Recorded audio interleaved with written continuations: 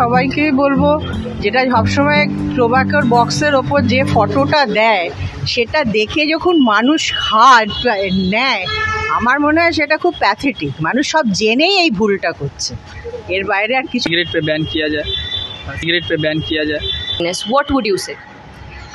Regarding tobacco, I would like to say that it is obviously absolutely harmful, and if someone is totally addicted to using or having tobacco, they should try to attend some therapy session or some personal any personal source, like any family member or something, who will force them to remove that habit of inhaling tobacco or something.